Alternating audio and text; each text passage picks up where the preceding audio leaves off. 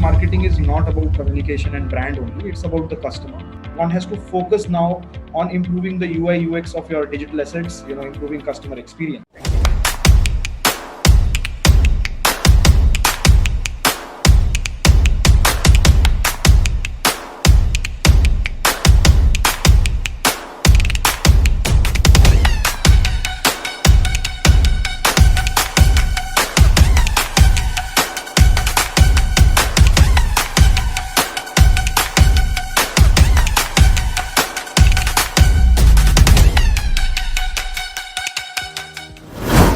This is Devlina welcoming you all to another Power Pack episode of Icons Behind Brand video interview series Back to Basics in the Time of Uncertainty. And we are delighted to be back with one of our esteemed guests who is a head of marketing and CRM in TVS Credit, Charandeep Singh. Mr. Singh has a flawless history with over 15 years of experience in marketing, sales and a lot more. We are super excited to be hearing from him about his leadership and organizational skills, through which he has won many laurels in marketing. A very warm welcome to you, Mr. Singh. So, Mr. Singh, tell us more about your journey and your background. See, basically I am an engineer, right? So I did my engineering almost 18-19 years back. And I started my career in rural India in tractor industry in sales, and working a few years in sales. Thereafter, I did my MBA and got into strategy and CRM in Mahindra Group. And since then, I have been either associated with BFSI companies or auto companies and looking after several roles in marketing, CX, customer experience, customer service, CRM, digital marketing, etc., etc. So currently I'm working with TVS Credit for last 4.5 years, and it has been a great journey. TVS Credit is a high growth organization, one of the top 25 NBFCs on several parameters. And there is a huge focus on, not only, growing at a certain pace, but also doing it while keeping customer at the center of its, all scheme of things. So the customer is at the center of what we do, and I think that's where marketing and CRM team plays a very big role. So that's in a nutshell. I mean, I'm not sure how to explain more of my background, but if you have any specific questions related to that, but that's my professional journey. Awesome. So, Mr. Charandeep, you have experienced this domain from quite some time. So, how, according to you, the marketing has evolved over the period of time? See, there are several changes. Of course, one of the core change which has happened is that if you go back some 2 decades, marketing was expected to, create certain equity for the brand. What I mean is that, okay, you do your activities and, the metrics which will generally checked is that how many people you are reaching out to through your initiatives, what is the kind of engagement you have with them. What is the recall? So brand metrics used to play a very important role. They even play an important role right now. But with advent of technology, digital marketing, taking root in India especially, I think marketing has evolved towards, not only creating demand or, generating demand through their initiatives, but also kind of fulfilling it, right? So I think that's an important change. That, now marketeers or CMOs are not just measured on the brand measures, but on several other parameters, like what is the ROI of your digital initiatives? What are you, are you adding direct business value to the organization, right? And some fields, like earlier CRM was a separate function, customer service was a separate function. Right. I think marketeer or CMO's role has evolved to that stage where everything is marketing, right? So anything related to customer, if you're doing anything related to customer, it has to be aligned with your brand values. It has to be aligned. You can't have a separate marketing vertical, a separate CR. It has to all come together, because eventually customer is not now only seeing you on a TV or a radio. He is experiencing you almost at every touch point you have, right? So I think that's where the role has evolved, that the way you measure your marketing initiatives have changed a lot. One of the reasons for that is technology and digitization of a lot of things. The channels through which you can reach out, they have exploded, right? So I think earlier there was only one to many communication possible. Now there are so many other ways where you can reach out to the customer directly. CMOs are expected to deliver ROI on their initiatives, I think, and the silos in which customer functions used to exist, they have melded together. I think those are some of the key, evolutionary changes which have happened over the last 2 decades. That has changed the role of marketeer from being just a creative or a brand head. That's right. And when you are given a data and analytics in so many different parameters, then it gives an opportunity to the marketing team to explore in a lot better creativity. So we have seen in the last 1.5 year especially, there is a huge cultural change has happened in people's mind and in their lifestyle too. So how these outside forces and trends, people have drastically moved from the offline space to the digital space. So how these outside forces and trends are impacting your segments today, Mr. Chandni? So there are a few ways to look at it, right? So first is, of course, the point you made that the digital adoption, right? That has definitely increased, and we are seeing it. I mean, we are seeing that our digital sourcing has gone up several times. Being an NBFC, our digital collections have gone up several times. So definitely, there are several categories or segments of customers who have adopted digital in last 1.5 years. Maybe they would have adopted it 3.5 years, 5 years later, right? So the process was already on. It has just catalyzed or speeded that process up. So one obvious change is that digital adoption has increased, right? So that I feel is an organic thing for any marketer. We were already on that journey. So one has to focus now on improving the UI UX of your digital assets, improving customer experience. Because what happens is, the people who were on digital earlier were largely those who were, let's call, digital natives, right? They were using digital channels with other brands also in past, and therefore they are used to what is happening in your app, your website. So they don't need much of a hand-holding. They are using these assets very intuitively, very naturally. But the people who have adopted digital recently, right? They are neo-digital people. For them, you have to ensure that you kind of your UI, your UX is suitable to them. The journeys are simpler for them. So, for example, a lot of people who have adopted digital now are not necessarily very well versed with English language. So you have to focus on certain things like what I call 3 V's. Right, so you have to go vernacular, right? So like in last 1 year, our company's app, we have started providing it in 6 regional languages apart from English, right? You have to have voice features, right? So most of our IVRs and voice bots are now playing a very big role for consumer to reach out to us, or vice versa, right? So we are using voice big time. Similarly, visual content, right? Most of the UIs have to be more visual, right? So how do you define your user interfaces? I think for neo-digitals, these things are very important. So that is one key shift I am seeing.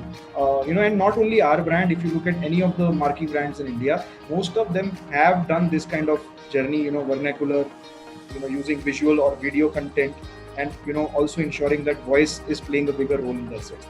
Now, taking this digital part out, right, that anyways was happening and it just speeded up. There are some other cultural changes, right? So for example, for the categories like finance, where the products are not very differentiated, right? So why should customer buy from you? Right. The product is same. So therefore, customer experience, right, it becomes very important. And I think that's a huge cultural shift in marketing, that the role of customer experience is increasing, right, for marketeers, right? That if you don't give them good experience at physical as well as digital touch points, and your product is not differentiated, right? Like a financial services, like all insurances, all mutual funds almost sound similar, right? When you look at pure product play, the functional benefits are not very differentiated. So the 2 cultural aspects which are very important there is, one, that you give them good customer experience. Second, what is the purpose of the company, right? The millennials and the youngsters really want to know what the brand stands for. What are the causes which this brand espouses, right? So you need to have that kind of communication, as well as a visible marker that you stand for something, you care about your brand values, and you are willing to give customer the best experience possible. I think that is one of the changes which I see have become more important and more obvious. Then yes, there is something which also is happening in India right now, which is cancel culture. right? That if you are seen on the wrong side of any particular customer segment or group, though it is not impacted our industry much, but very consumer oriented apps, like food delivery apps or streaming apps, have seen recently that if you are not aligning to some particular segment's value system, political beliefs, ideologies, you can face a cancel culture. And that makes marketeers little wary, right? How do you communicate? What you have to be sensitive to a lot of groups. So this is something which is again something which marketeers will have to take care of going forward. What was the biggest challenge you and your team has faced in last 1.5 year, and what did you learn from it? See, COVID brought in several challenges. See, one of the challenges was that your physical points closed for a certain period of time, right? But I am not a product where you can stop engaging with customer, right? So we sell loans. So even if you are not selling new loans, there are customers in lakhs whom you are servicing for different purposes. You have to collect your EMIs. You have to ensure that a lot of other kinds of documentation or things they expect a brand in terms of customer maintenance, they continue and without any issue. So one of the challenges was that when you are not having your physical points working, how do you step up and reach out to all the consumers through different modes and keep them engaged during that period? How do you ensure? So one of the brand values of TVS Credit is empathy. So now it is not just there to put it out that we are an empathetic brand. It reflected in several initiatives we took last year, right from putting out transparent terms in terms of moratorium. How do customers can avail of it and sail through that period when the income of these customers might have been impacted, right? How do you communicate them with regularly? Almost all the content buckets on my social media platforms became product agnostic. We were not trying to hard sell. So the idea was that how do you make them? I think the challenge was how do you make them remain connected with the brand when there is no actual transaction happening during those 3-4 months of lockdown which had happened initially. Of course, things opened up later, and that helped a lot. So I think one of the challenges was keeping customers regularly engaged and not try to sell something, but ensure that your values go through in terms of empathy. I think that was one of the challenges, or learning, whatever way you put it across. Second thing was, as I said in the previous answer also, that as new people started joining digital, they started seeing newer problems. Their journeys were supposed to be different, right? So how do you really anticipate or make your UI and UX so simple that anybody who wants to use digital can do it, right? So that I saw a lot of brands, if you look at all the major apps in India, underwent that change in terms of UI. I think that was another big learning for me from digital's point of view.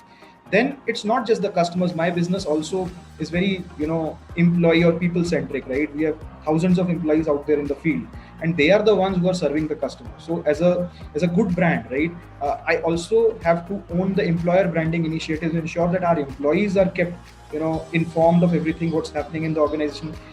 It's a dispersed workforce, so there could be sometimes this sense of alienation if you are not going to your offices and working from home, right? So how do you remain connected with them? How do you ensure that as an employer you are perceived to be a good brand, because these employees are the face of the brand at the field? So that was an important part. I would not say a learning. It is a challenge, because this new normal of working from home was new for everybody, right? So how do you really step up and ensure, and things were happening, there were tragedies and there were a lot of things. So how do you keep the morale high? I think that was another challenge and learning during this period. And internal communications team or the communication teams play a very important role during this period. Then of course, a large part of our business is sourced through channel partners and all, so OEM dealers and all. So that is another key segment with which you have to continue your engagement programs.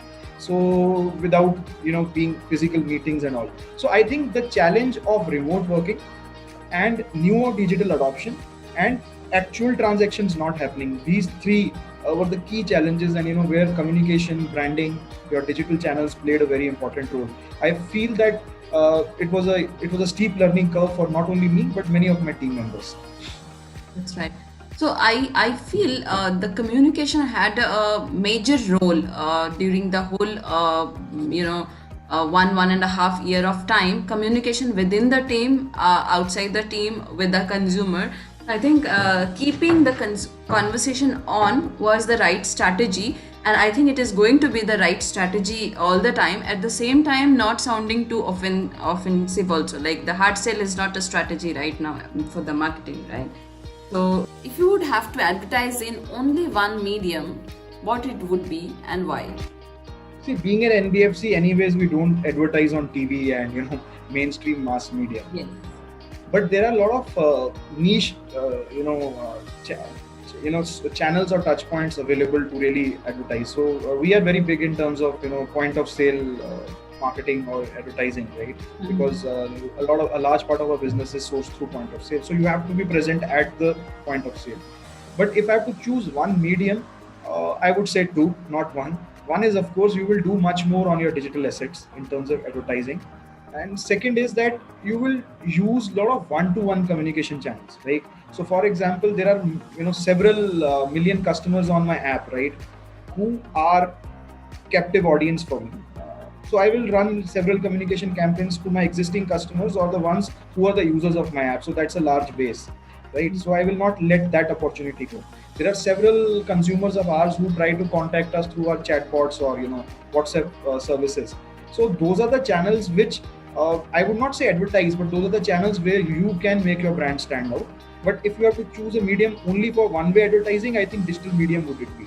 The reason is very simple, that one, it fits into my overall goals and budgets, right? Being an NBFC, you will rarely see any loan company doing a lot of ads unless they are trying to do something, for other purposes and not necessarily customer reach out.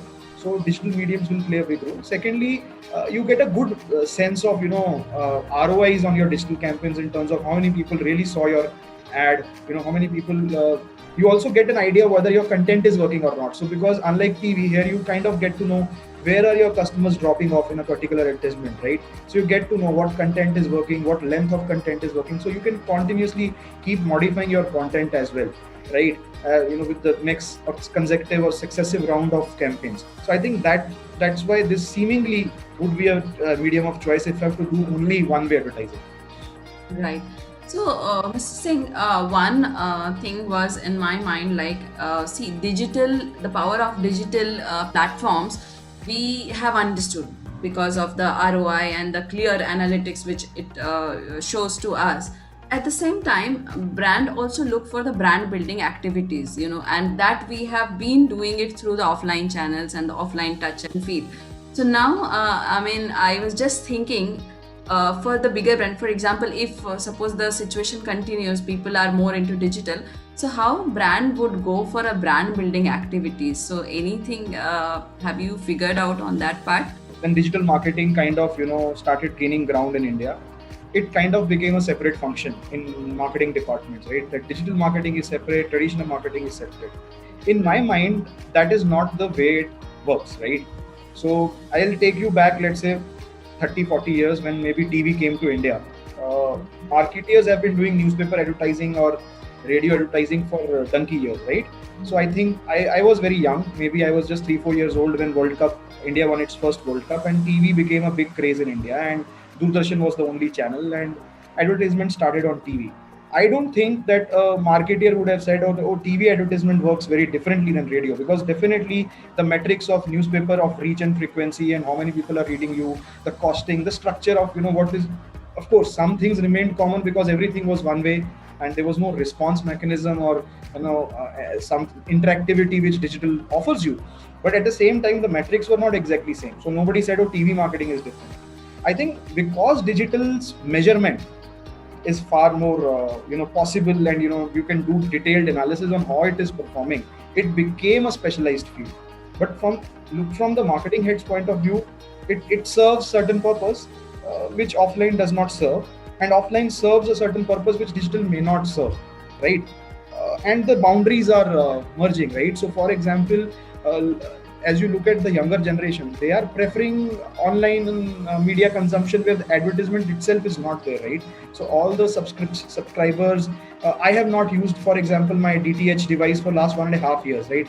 Everything I see is online. So I don't get to see ads unless I'm watching a live streaming of a cricket match or something.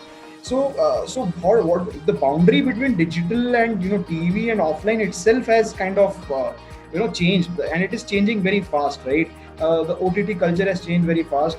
Their monetization methods do not rely on advertisement. The good quality of newspapers are requesting us to subscribe to them so that they don't come under the pressures of advertisers and therefore print biased news. So all these parameters are playing a very big role. They are the trends we need to look out for. I don't see that digital and offline are, one is less important and one is more important. There are certain customer segments and certain touch points where branding in offline is equally important today, and there are certain touch points and certain things we want customers to do where online branding is equally important, right? So for example, I was going through a study recently, a Forrester study, which said that a prospect becomes a customer only after 21 interactions with a brand. Now, it is very specific to a particular geography or a category, but give and take, that means for even the best categories where less interactions are required, maybe 5 to 7 interactions would be bare minimum to actually convert a prospect to customer. Now, these interactions with the customer may happen on multiple channels, right? He might see your hoarding while going somewhere, then he might log onto your Facebook page, he might get an SMS from you. So I don't think that the silos which digital marketing when it created exist, at least in my mind, anymore. So I don't treat one more important than other. For certain product categories where my digital journeys are less mature and physical loans are being given, right? So let's say vehicle sale loans and not an unsecured loan, offline branding and communication is far more important. For certain categories where digital journeys are much more matured and people are used to buying those products online, maybe online modes are more important. But you look at it, even the largest e-commerce players in India during the festive seasons, they kind of hijack you with ads, in newspapers and taking all celebrities and doing TV ads. Why do they do that? They have such a large captive base. That is because even today, despite having such large size, these guys know that there are so many people in India who are still not on the digital bandwagon. Right. So they'll continue to reach them out and take new users acquisition seriously, right? So it's not. So I think as of now, I feel that there's no differentiation in my mind. Yes, the way you run these campaigns, the way you measure the success of these campaigns are different, but I don't think that one should weigh or measure or compare them, because everything has its own role. Yes, and thank you for throwing some light on that part. I'll just like to add, if you look at the most successful marketing campaigns in India of recent times, not viral campaigns, which happen on social media and you get to see one video and you say, "Oh, it was an interesting content." I'm not talking about that. But you look at some of the successful marketing campaigns, right? You would recall seeing those ads or those pieces of communication across channels and not only on one channel. And there is a reason for that, right? Because there are users who still, irrespective of all this growth in OTT between customer segments like ours, there's a huge mass which is still watching TV. Right. There are segments which are still reading newspapers and magazines. Right. So nothing is like, of course, things are some. If you are not, innovating with time, if you are not really, how should I put it? If you are not giving out good content per se, definitely advertisers will not like you, right? So I think that is and I think advertisers should be worried that if more people move to subscription based content, like YouTube has started premium channel now. Right. How do you really reach out to them, right? So permission marketing will start playing a bigger role. How do you really reach out? This privacy concerns around your digital channels, right? Yeah. If GDPR equivalent norms come to India, how does it change the marketing? Like, will digital marketing remain equally effective? Itself will be questioned, right? How do you really, if suppose you can't track a customer through cookies, how will you do your retargeting campaigns? Yes. So there are a lot of these questions which we will have to deal with in next few years. And with privacy concerns of the customers there, you have to also adapt and find newer ways of reaching out to them, ensuring that you don't intrude your privacy, intrude their privacy. I think that those are the things which will be bothering any CMO at this point of time. That's absolutely right. So this is the two sides of a coin, where you cannot just leave one side and you can go ahead with another. So you just have to think about your target customer and do the best media mix to reach out to them. Yeah. How are you engaging your customers in the digital and offline space? I read this question and I was not very sure that what it means, because I have already said that the engagement if the physical shops are open, anyways there is a transaction happening, and our inbound customer service channels are 24/7 available. Right. We have added tools, right? We are available. Our service is available omni-channel. In last 1 year, we have added chatbot, WhatsApp service, a lot of places where customers can reach out to us, and we have included in our marketing or communication mix a lot of one-to-one channels, right, where you can reach out to customer with a customized offering or customized communication, right? So you are engaging with them through that means, and we have also improved the. I would not say improved. We have changed the way our content on social media and other digital assets is also being put out. It has become more in line with the current times, so that like when the second wave started, the focus again shifted, just like last year. How do you ensure the safety? How do you really talk about that vaccination is so important, and people should not be negative? How do you create that kind of conversation around the the entire, so don't talk about brand necessarily, right? So because if you have to engage with customer, you have not to always talk about yourself, right? You have to talk about what is important to the audience or to your customer at that point of time. So I think those are some of the things we tried, that your content buckets should be refreshed, they should be relevant to the times and what customer wants to know, right? And of course be available to them in their tough times, so 24/7 customer service, things like that. I think that's the way the brand ensure that you are there, engaging with the. What is the best mentoring advices you have received in the recent time? I don't know recent times, but because I started my career as a as a CRM guy and a research guy and not necessarily a brand guy, one of the I'll say two pieces of advice which are very close to my heart is one, attention to detail, right? So when I did my first digital campaign, I remember there was a spelling mistake in it, and it was a spelling mistake because that a particular word can be spelled in two ways. Okay, and when you pronounce it, it sounds the same. So the agency spelled it the other way, the meaning of which is different.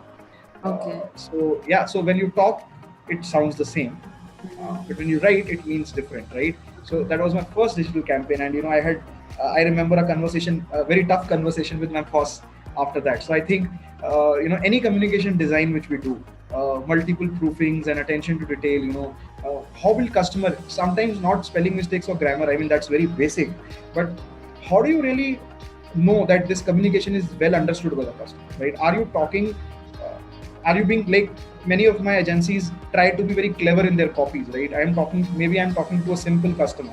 How do you ensure that your communication is always the way you want customer to understand it, not the way you feel happy about it? There are several pieces of communication I might find very smartly done, very clever, but is my customer perceiving it the same way?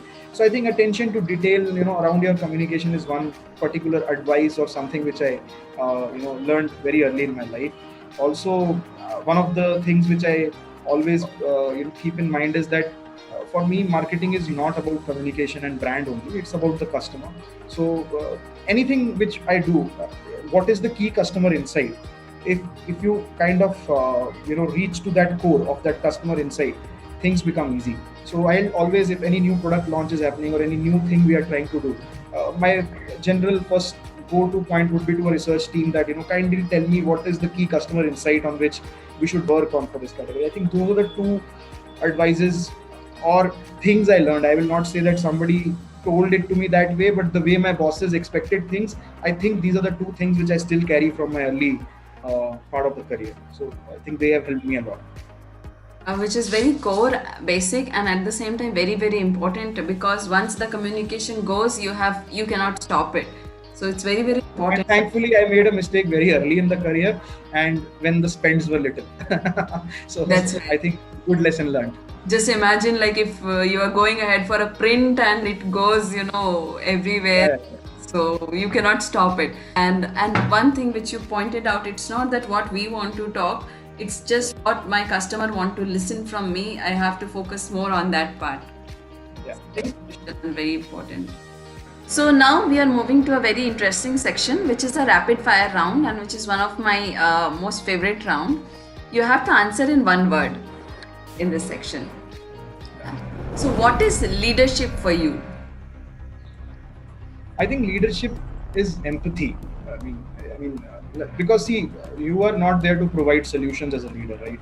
I mean, you are there to provide direction, and it is very important, especially in these times, that you lead your team, or you have empathy for the situation and for the people, right? That what's happening, and I see that is a very important trait for a leadership. That would be my first response to it. Right. Are you a morning person or a night owl? I'm a night owl. Me too. So one brand that you admire the most other than your own? Recently, I really liked what Zomato has done in last 1.5 years. Right. One book or podcast you would like to recommend the marketers? See, I don't read too many marketing books, but I read some authors, right, who are kind of talking about our environment, our ecosystems, and the three books which have really had a great impact on me in recent times is one is any book by Daniel H. Pink, right? He talks about a lot of things which may not be directly marketing, but yeah, talk about the subjects which you should know as a marketer. Then Sapiens and Homo Deus by Yuval Noah Harari really sets things in perspective for me as a leader. So I think that's another book which have impacted me or influenced me in recent times. And Factfulness, a book by Hans Rosling, which talks a lot about how do you really work with numbers and data.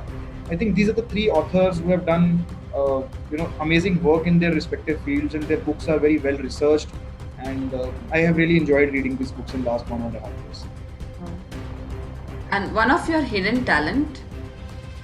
I blog, written blog. Yeah, so. Wow. One thing about you that surprises people? That's for people to tell. I don't know what surprises them about me. But normally, my what I have got feedback from a lot of people is that my first impression is that this guy is very introvert or something. That means So I take time to kind of open up. But once I open up, then it's fine. So people discover or get surprised that I have so much to say. At times when some initial interactions would have been largely remained silent. So maybe that's what. But I don't think I'm the best one to answer this one. That's right. So your biggest professional mentor? There are many. I mean, all my bosses, everyone I have worked with.